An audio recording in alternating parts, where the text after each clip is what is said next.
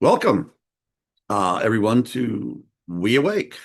And I've been gone for a while, but I am back. And for the longtime listeners or participants, we've been doing this for quite a while. And I don't know, maybe somebody could tell me, but it's been years now. And we just got an idea when we all got together and we were meditating together in our home in Utah. And we said, wow, this is really powerful when we all use this technology together. It seems to create a field. So some genius said, I think it was Vanessa, said, why don't we do this online so we can get, people together that want to meditate and are interested in this technology to do it. So that was the birth of it. And people say it's been really good for them. And it's good. It's good for our little group of colleagues here to get together and to meditate and to go into this sacred space together. So that's what we're going to do. And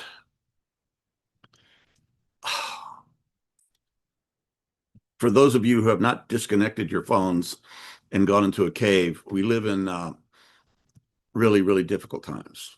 And one of my best friends is a psychotherapist, and he says almost all of his clients or patients that come to him for psychotherapy, it all includes what's going on in the world, and specifically for Americans, what's going on in American politics and Canadians too, by the way. What so it's really hard, and we have to deal with a lot of very powerful emotions that come up. Um, be rage, outrage, grief, loss, like what happened to democracy? Um, Sadness, or probably the worst of all, it's just numbness. We just numb out and don't feel it anymore. And I think it's important that we do feel our emotions, but we just stay with them and let them deepen into whatever they're resting in. And that way we get to a deeper level of consciousness.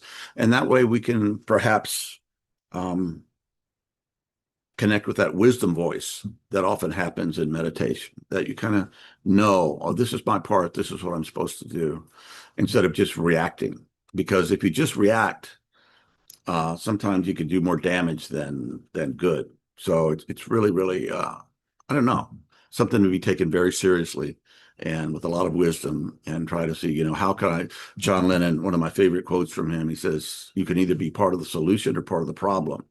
And what we'd like to be is part of the solution. So by going inside, by doing this work, by training our brains and hearts, with God's grace, we can become something healing and wise to do good in the world. And, you never know what your little thing is going to be. Is it going to have a big effect or small effect? And, chaos theory has shown that the tiniest little thing over here in the periphery can change the whole picture. So we don't know. And it's not necessary that we do know. What's necessary is we do the right thing from the right place. And the rest is in God's hands. So without further ado, we're going to be listening to a track. It's If you purchase it from the app, it's a 1 hour track. But since we figured that's too long for most people, we're doing a 30-minute version. So it's called Heaven and Earth. And if you like it, I believe that's from Nadja, correct? Yeah. Uh, so yeah, Nadja's getting ready to have surgery. He's already had surgery. So let's send her some energy and love or prayers or however you work that while we're in this space, because she's a wonderful woman and a brilliant creator. So thank you, Nadja. And shall we begin?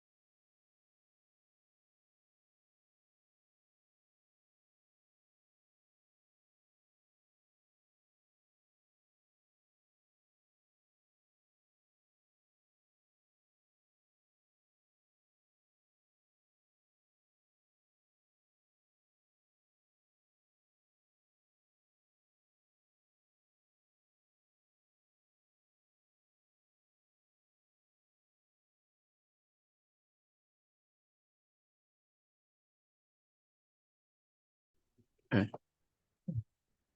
Well, thank you for being here with us in that way. It's very powerful. There's a story that I like, and I don't know when I heard this, but there's this guy who's noted for his cursing. I mean, he has a really pretty foul, talented at cursing. And his wagon, you know, like the wheel broke or the axle broke, I don't know. But anyway, it dumped all his apples out across the road.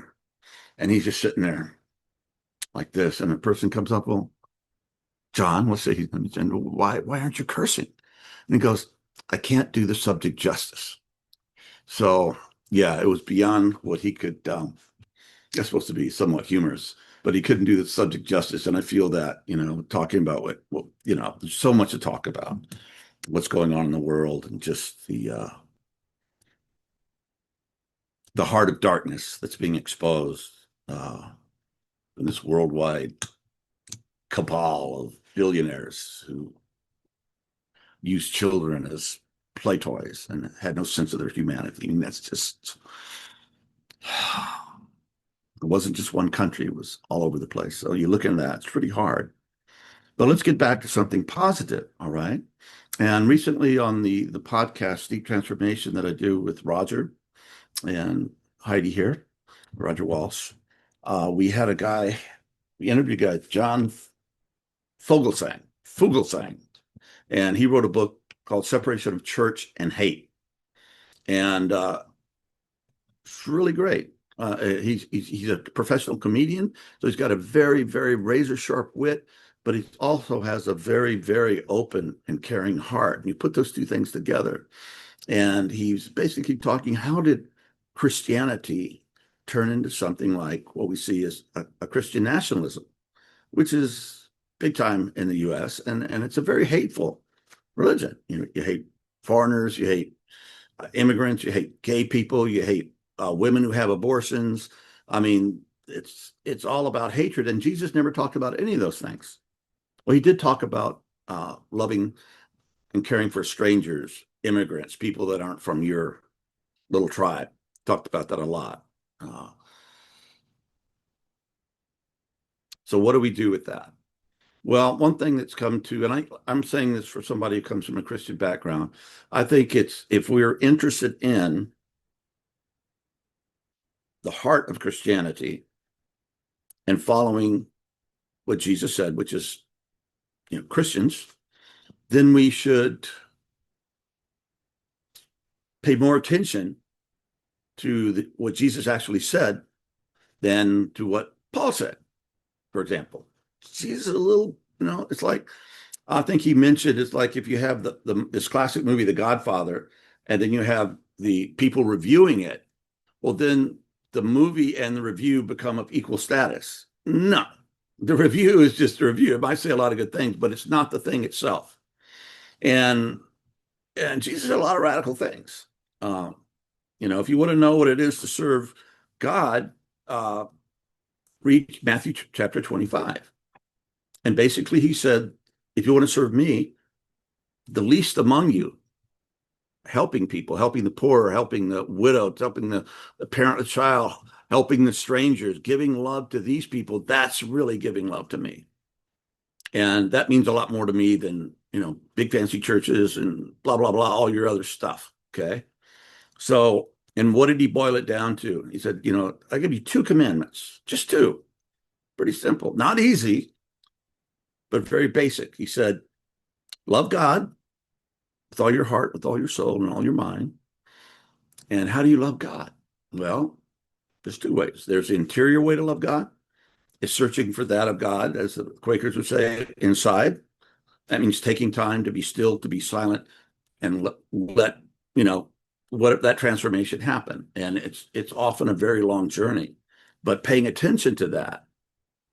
And then part 2 is to love your neighbor as yourself.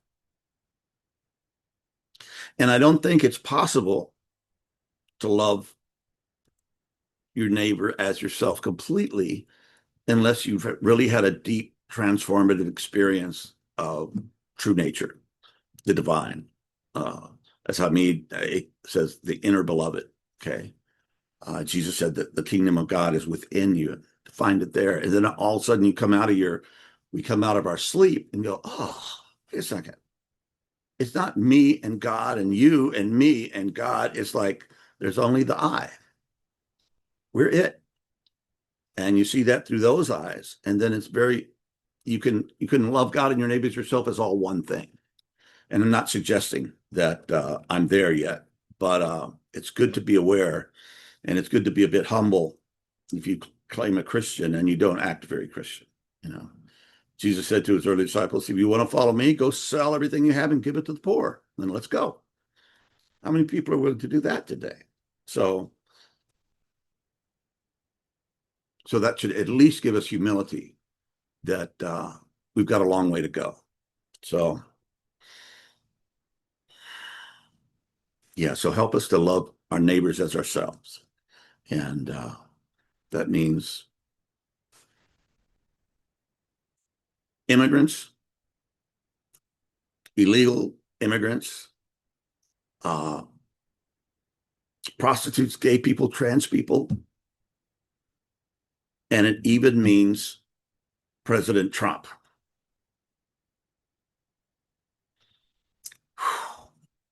That's a tall order. That's what he was saying. So, yeah. So I don't think we can do it in one day. It's a journey, but just be kind. Be kind to people that you meet, and help people that have less than you, and help people that are in these categories that are largely condemned by society. Because Jesus never talked about any of that.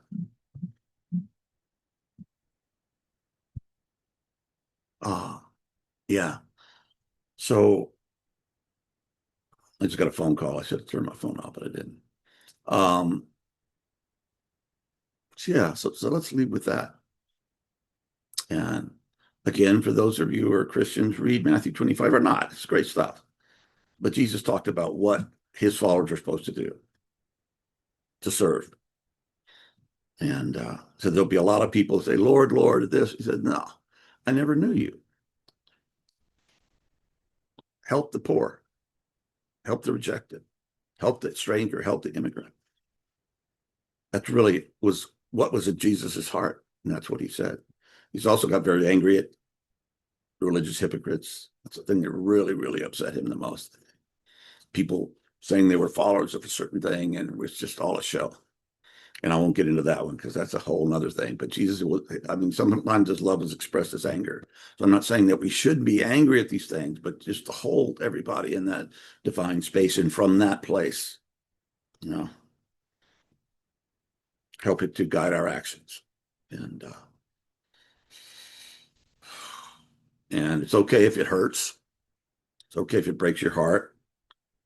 As Hamid says, it proves you do have a heart, and it's okay.